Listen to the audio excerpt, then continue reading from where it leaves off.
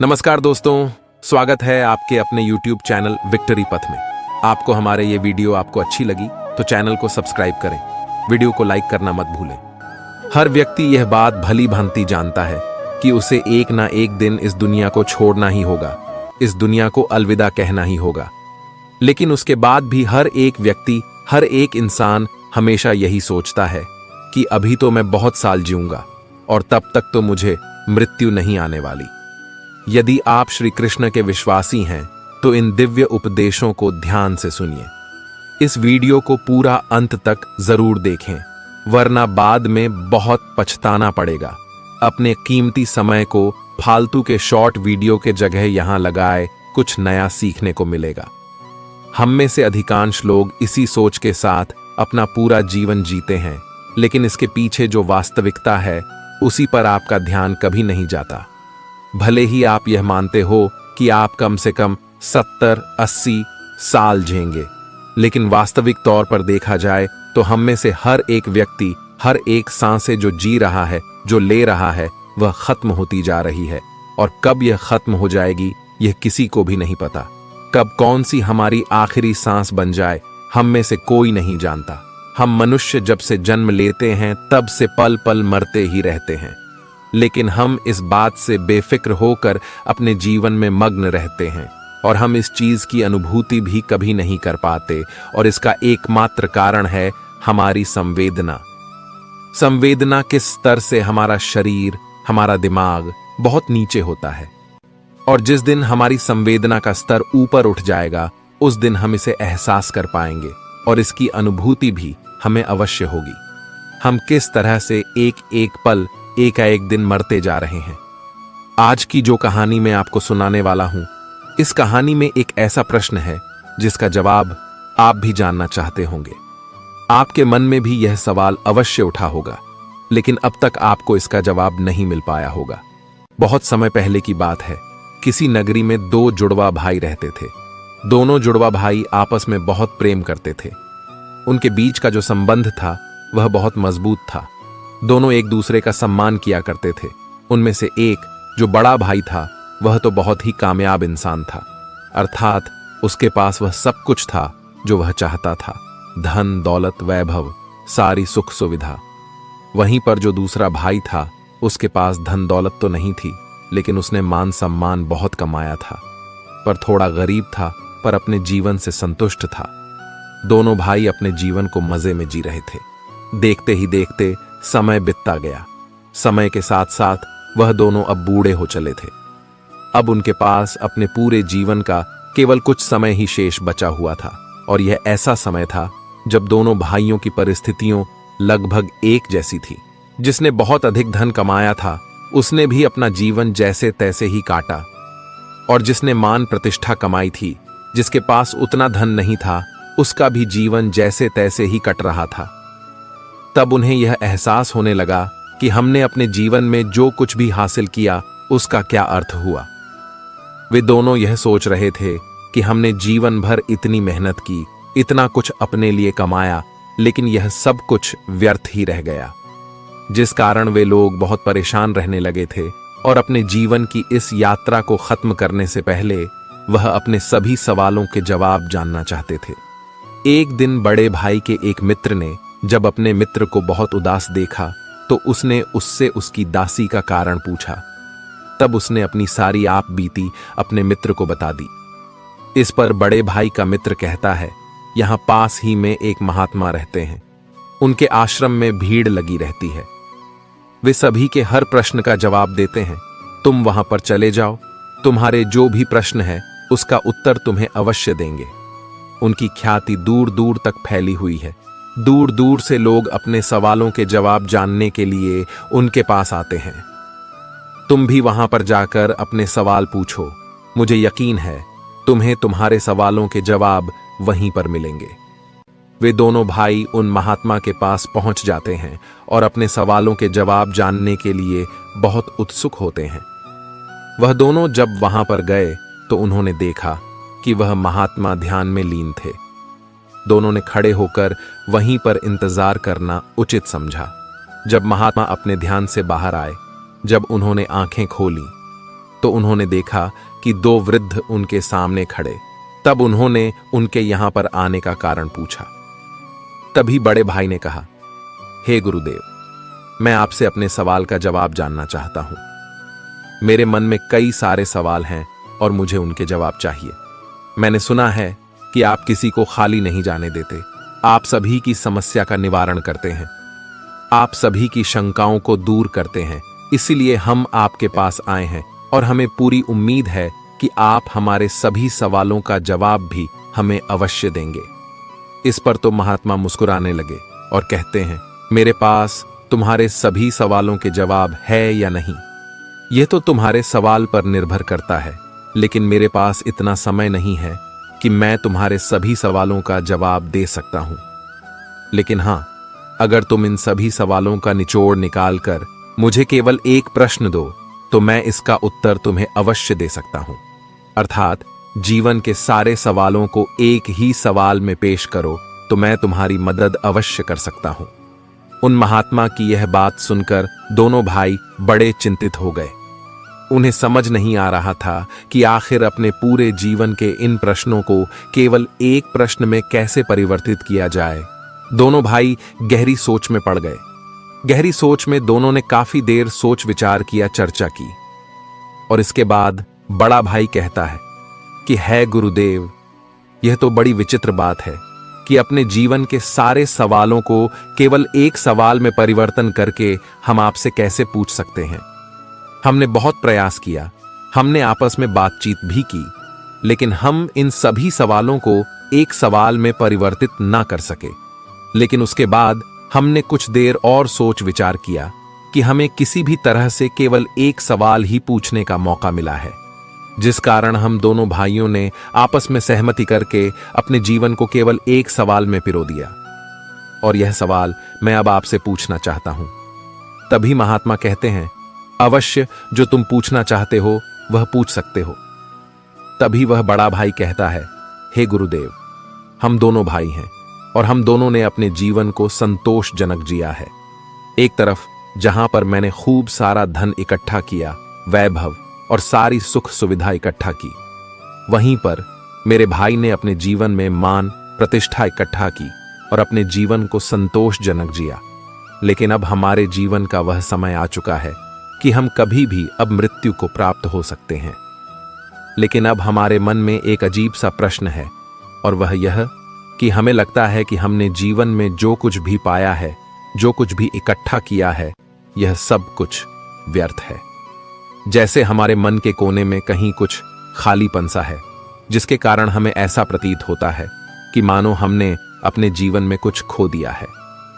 लेकिन वह क्या है, यह हमें समझ नहीं आ रहा। हमने जो कुछ भी इकट्ठा किया है, धन, वैभव, मान, सम्मान, सारा सुख सुविधा, वह तो सब यहीं रह जाएंगे। तब फिर ऐसे मूल्य का क्या फायदा जिसके लिए हमने यह जीवन जिया। जो कुछ हमने इकट्ठा किया, जब वह सब हमारे साथ जाने वाला ही नहीं, तो सब कुछ यहीं पर खत्म हो जाएगा। हमने अपने मूल्य के लिए अपने जीवन को दांव पर लगा दिया, अपने आदर्शों के लिए अपने जीवन को दांव पर लगा दिया।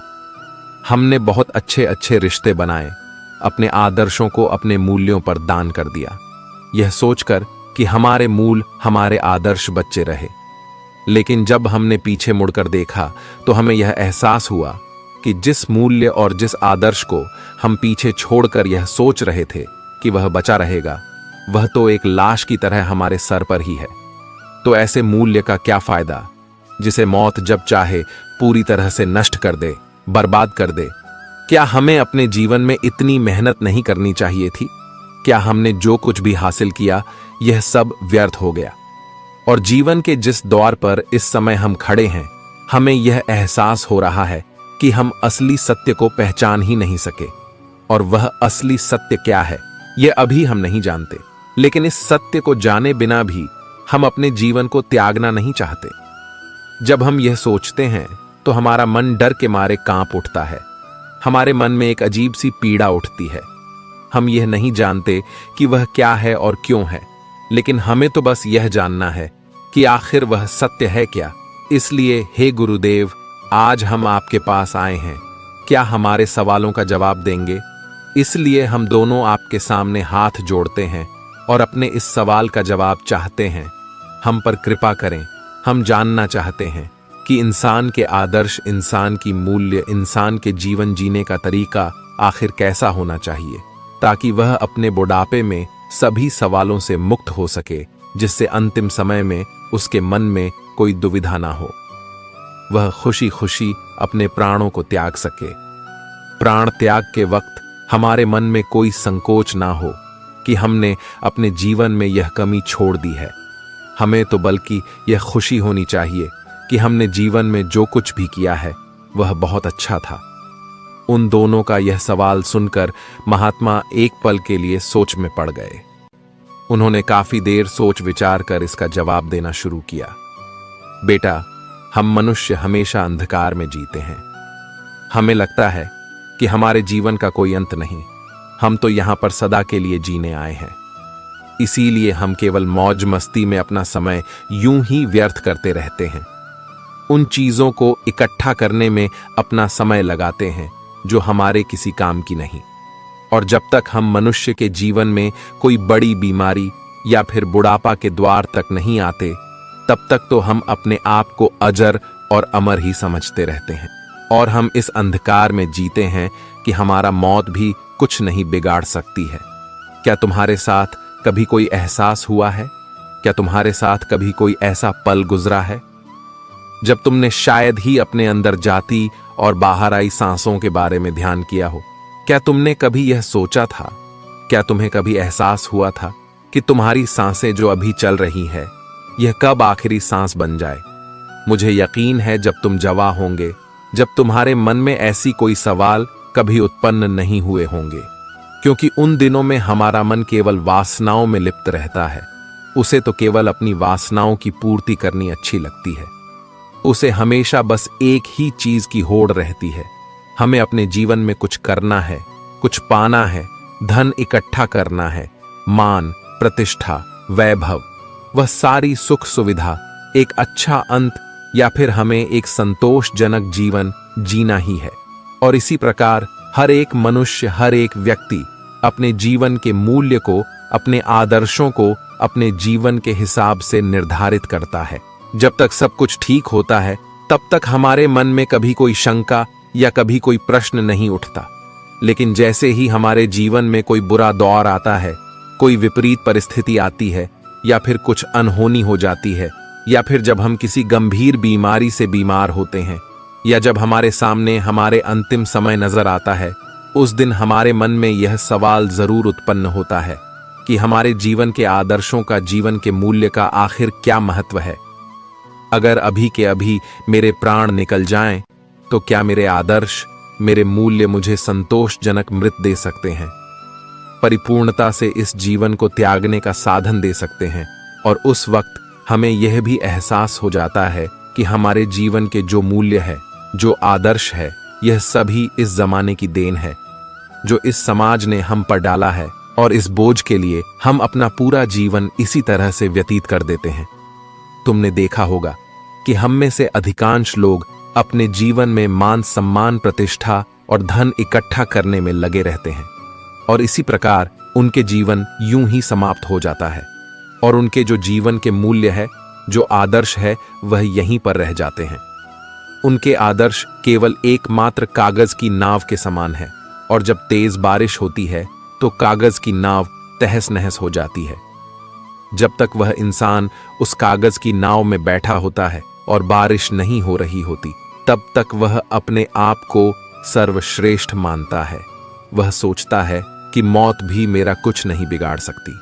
लेकिन जब उसे इस बात का एहसास होता है कि मैंने व्यर्थ की चीजों को इकट्ठा करने में अपना पूरा समय व्यर्थ गवा दिया, अपना पूरा जीवन व्यर्थ कर दिया, तब तक बहुत देर हो जाती है। तब उसे यह भी एहसास हो जाता है कि जिन आदर्श के, जिन मूल्यों के पीछे में भाग रहा था, वह तो एक कंकड़ पत्थर की भांति है। और आखिरी समय में उसे यह भी एहसास होगा कि उसने अपने जीवन में कुछ भी हासिल नहीं किया। लेकिन तब तक समय बीत चुका होता है, और हम मनुष्य के हाथों में उस समय कोई समय नहीं बचा होता, क्योंकि मृत दरवाजे पर दस्तक दे रही होती है। और यही विचार इंसान के मन में पीड़ा उत्पन्न करता है। और तब उस व्यक्ति के मन में एक असंतोष की भावना उत्पन्न होती है। उसे लगता है कि उसने अपने जीवन में कुछ भी नहीं किया, जिस कारण उसके मन में एक अधूरापन सा रह जाता है, एक खालीपन था, जिसके कारण मनुष्य कभी भी परिपूर्णता से मृत्यु को प्राप्त नहीं कर पाता, खुशी खुशी मृत्यु को गले नहीं लगा पाता। लेकिन असली सवाल तो यह है कि क्या सचमुच मृत्यु को खुशी खुशी गले लगाया जा सकता है? क्या वास्तविक तौर पर परिपूर्णता के साथ, संतोष के साथ मृत्यु को प्राप्त किया जा सकता है? और अगर आपको इस सवाल का सटीक जवाब मिल जाए तो आपको आपकी जीवन की राह मिल जाती है, क्योंकि मृत्यु ही जीवन का दूसरा पहलू है जो आपको जीना सिखाती है, हमें जीवन जीने का मार्ग दिखाती है। जरा एक पल के लिए यह सोचकर देखोगी, तुम अभी जिंदा हो, लेकिन तुम्हारे सांस जो चल रही है वह तुम्हारी आखिरी सांस बन जाए तो उस अंतिम क्षण में तुम्हें किस बात का पछतावा होगा? एक पल के लिए क्या सोचकर देखो। हो सकता है कि तुम्हारे मन में यह तकलीफ होगी, मैंने अभी तक उस कार्य को पूरा नहीं किया, मैं अभी तक अपने लक्ष्य तक नहीं पहुंच पाया, मैंने किसी से वादा किया था कि मैं ऐसा करके दिखाऊंगा, लेकिन मैं अभी तक उसे पूरा नहीं कर सका। ऐसे कई सवाल आपके मन में उठने लगेंगे और यही सवाल, यही पीड़ा हमें दीमक की तरह खाती चली जाती है। और यदि तुमने अपने किसी कार्य को या किसी लक्ष्य को जो अपने निर्धारित किया था उसे पूरा कर भी लिया, तब भी आपके मन में हमेशा एक प्रश्न तो शेष बचा ही रहेगा, और वह यह कि जो लक्ष्य मैंने निर्धारित किया था वह तो एक मिथ्या था, वह कोई वास्तविकता नहीं थी, वह परमानंद नहीं था। इसीलिए वही कार्य, वही लक्ष्य तुम्हारे मन को पीड़ा पहुंचाता है। और तब हमारे मन में एक और सवाल उत्पन्न हो जाता है कि हमने अपनी अज्ञानता के कारण अपने जीवन में एक गलत लक्ष्य चुन लिया और उसे पाने के लिए पूरी ताकत लगा दी, अपना पूरा जीवन लगा दिया। और जब तुम्हें यह पता चला कि वह लक्ष्य तो मिल गया लेकिन वह लक्ष्य तो झूठा था, तब उस वक्त मन में जो पीड़ा उठती है वह असहनीय होती है। एक बार के लिए यह भी सोचकर देखो कि तुमने अपने जीवन में कोई लक्ष्य निर्धारित किया था और उस लक्ष्य के लिए तुम उस मार्ग पर चलते जा रहे हो, और तभी तुम्हें यह पता चलता है जिस लक्ष्य का तुम पीछा कर रहे थे, जिस लक्ष्य को तुम पाना चाहते थे, वो लक्ष्य तो दूसरी दिशा में रह गया। जब तुम अपने जीवन के दूसरे छोर पर पहुंच जाते हो तब तुम्हें एहसास होता है कि जिस लक्ष्य को हम पाना चाहते थे वह तो जीवन के दूसरे छोर पर है और तुमने ही उस पर कभी ध्यान नहीं दिया, आंखें खोलकर उसे कभी देखा नहीं। तुम तो बस इस अंधकार में थे कि मुझे अपना लक्ष्य पाना है, इसलिए अपनी आंखें बंद करके तुम अपनी दिशा में बढ़ते चले गए, यह सोचकर कि शायद जहां पर यह रास्ता खत्म होगा वहां मुझे मेरा लक्ष्य मिल जाएगा। लेकिन आप यह भूल गए कि यह तो जीवन है और जीवन तो हर कोई जीता है, यहां तक कि जानवर भी जीते हैं। खाना पीना तो जानवर भी कहते हैं। एक जानवर भी मेहनत करता है, अपने परिवार का पालन पोषण करता है और वह भी अपनी प्रतिष्ठा कायम रखना है। लेकिन अब सबसे बड़ा सवाल यहां पर यह भी है कि एक जानवर और इंसान के लक्ष्य में क्या फर्क होता है। जानवर का लक्ष्य सीमित होता है, उसे तो बस इतना ही चाहिए कि वह जो पेट भर के खाना मिल जाए और मैं आराम से अपनी जीवन को जी सकूं। इसके अलावा उसे अपना परिवार बसना अच्छा लगता है और यही उसके जीवन का लक्ष्य होता है और कुछ नहीं। वहीं पर एक इंसान यह सोचता है कि वह धन संपदा इकट्ठी कर ले, मान सम्मान, प्रतिष्ठा, एक अच्छा घर, इससे ज्यादा और कुछ नहीं, यही उनका एकमात्र लक्ष्य होता है। और अगर इससे ज्यादा कुछ और करना है तो समाज में मान प्रतिष्ठा बढ़ा दे, इससे मेरा जीवन परिपूर्ण हो जाएगा। लेकिन क्या आपने एक जानवर और एक इंसान के बीच के लक्ष्य की समानता देखी?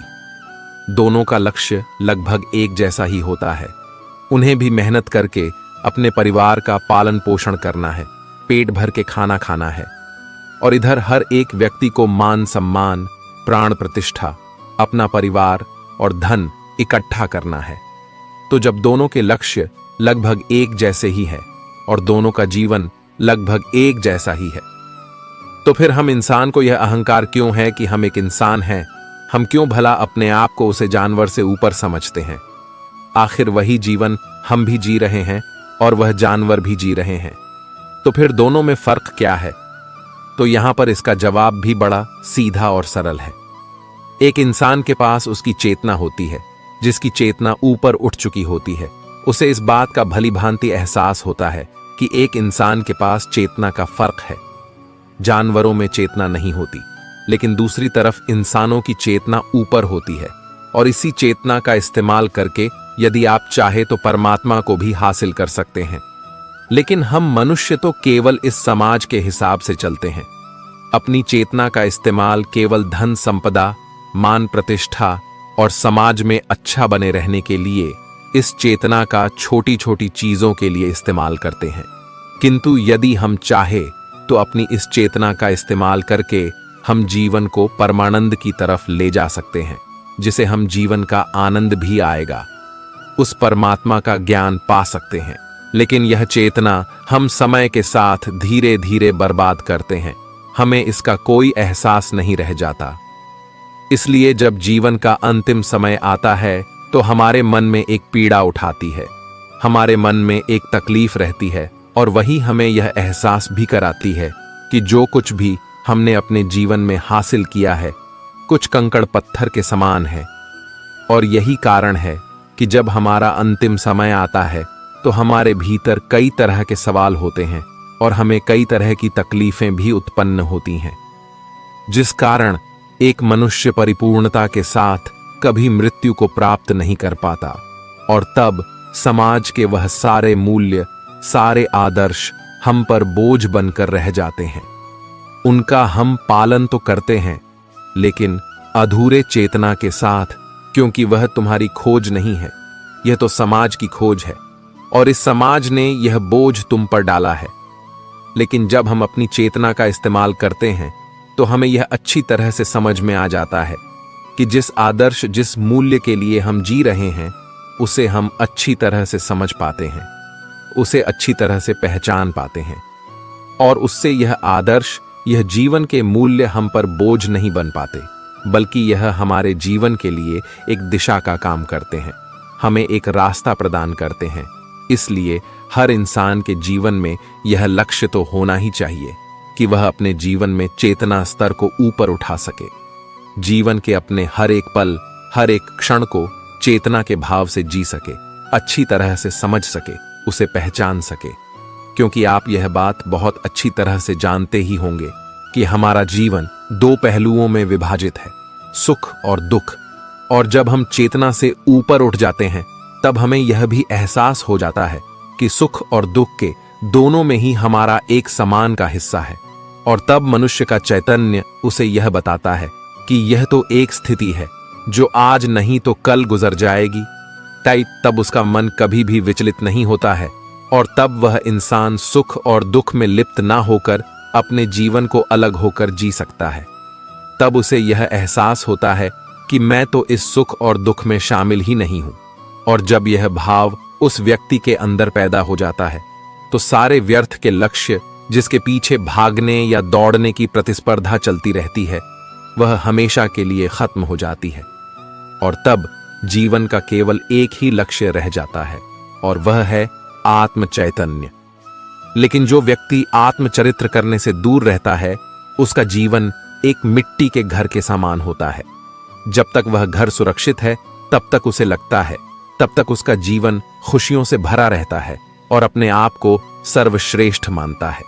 लेकिन जैसे ही कोई आंधी तूफान उसे घर को तोड़ देता है, तब उसे यह यकीन हो जाता है कि मेरा तो यह मिट्टी का घर था जो टूट गया, और मैं व्यर्थ इस मिट्टी के घर के अंदर अपने आप को सुरक्षित और अपने आप को सर्वश्रेष्ठ मानता था। तब उसे यह एहसास होता है, तब वह पश्चाताप करता है, रोता है, बिलखता है, और उसे यह भी पता चल जाता है कि वह व्यस्त ही अपने जीवन को सबसे मूल्यवान समझ रहा था। लेकिन तब रोकर क्या फायदा होगा, सब कुछ तो बीत चुका, तुम्हारे हाथ से निकल चुका। अब जो भी तुम्हारे हाथों में है उस समय का इस्तेमाल करो। जीवन के आखिरी समय में पश्चाताप करके क्या फायदा, क्योंकि जो भी समय आपके पास बचा है आप चाहे तो उसका इस्तेमाल कर सकते हैं। कहाँ जाता है ना जहां जागो वहीं सवेरा। अपने भीतर की चेतन को पैदा करने के लिए केवल एक पल ही काफी है। आपका पूरा जीवन एक पल में रूपांतरित हो जाता है। और अगर अब से भी आपके मन में चैतन्य पैदा हो जाता है और आपको यह लगता है कि जीवन क्या है, क्यों है और जीवन का असली अर्थ क्या है, यदि तुम इसे भली भांति जान पाते हो तो तुम्हारा अवचेतन मन इस बात को भली भांति समझ पाता है, जिस कारण तुम्हारा पूरा जीवन इस पल में रूपांतरित हो जाएगा और तुम्हारा जितना भी बचा हुआ जीवन है उसे जीने पर तुम्हें पश्चाताप भी नहीं होगा। तुम अपने जीवन को जागरूक होकर जियोगे, पूरे होश में जियोगे। इसलिए अपने जीवन को इस तरह से जियो ऐसे वो आपका आखिरी दिन हो। अपने हर कार्य को ध्यानपूर्वक देखो और समझो। आपके अंदर उठने वाले विचार, आपके अंदर उठने वाली भावनाएं, उन चीजों को ध्यान से देखो, समझो, जिससे आपके जीवन की एक नई शुरुआत होगी। एक ऐसा व्यक्ति जिसका चैतन्य जाग उठा हो, और ऐसे व्यक्ति के लिए हर एक दिन अनोखा होता है, खास होता है। आपके लिए हर एक सुबह नई होगी, हर एक शाम अनोखी होगी। अगर हम अपने जीवन को कुछ इस तरह से बना ले तो हमारा जीवन कितना रूपांतरित हो जाएगा और हर दिन हमारे लिए एक नया सूरज निकालेगा। हर दिन हमारे लिए अनोखा बन जाएगा। हर दिन हमारे लिए चैतन्य के स्तर को ऊपर उठाने की एक सीढ़ी बन जाएगा। लेकिन हम मनुष्य अपने जीवन में व्यर्थ की चीजों के पीछे भागते रहते हैं, कंकड़ पत्थर इकट्ठा करते रहते हैं। अपने जीवन में ऐसे लक्ष्यों को निर्धारित करते हैं जिसका कोई अर्थ ही नहीं। हम व्यर्थ की धन संपदा, मान, प्रतिष्ठा के पीछे भागते रहते हैं, जो एक ना एक दिन मिट्टी में मिल ही जाएगा और तब हमें अपना जीवन व्यर्थ लगने लगता है। लेकिन यदि आपका मन चैतन्य से भर जाए तो आप हर चीजों का लाभ उठा सकते हैं। आप हर पल को भरपूर जी सकते हैं। हर एक क्षण आपकी मुट्ठी में होगा। लेकिन अगर आपका मन चैतन्य से भरा नहीं होगा तो आप उस पल मौजूद नहीं होंगे। तो भला आप उस पल को कैसे जिएंगे? उस पर क्या घट रहा है यह आपको पता तक नहीं होगा। और जब वह घटना होकर गुजर जाएगी तब आपको एहसास होगा। तब आप अपनी स्थिति को दोष देंगे कि मैं तो अपने जीवन में अच्छे लक्ष्य, अच्छे आदर्श, अच्छे मूल्य निर्धारित किए थे। लेकिन आप यह भूल जाते हैं कि केवल लक्ष्य को निर्धारित करने से आप अच्छा जीवन नहीं जी सकते, अपने जीवन को आनंदमय नहीं बना सकते, और तो और आप अपने जीवन को जीना नहीं सीख सकते। यही तो परम सत्य है। और यही हमारे मन का आखिरी सवाल, अर्थात बुढ़ापे का आखिरी सवाल। इसका जवाब तो उन दोनों को मिल गया, लेकिन क्या आपको मिला? अगर आप अभी भी अपने जीवन को चैतन्य होकर, जागरूक होकर जीना सीख जाते हैं तो आप अपने जीवन को परम आनंद की ओर ले जा सकते हैं। आप अपने जीवन के हर पल का, हर क्षण का आनंद उठा सकते हैं। लेकिन अभी भी अगर आप अपने जीवन चैतन्य को प्राप्त नहीं करते तो इस जीवन के अंतिम समय में आपको भी केवल पश्चाताप ही होगा।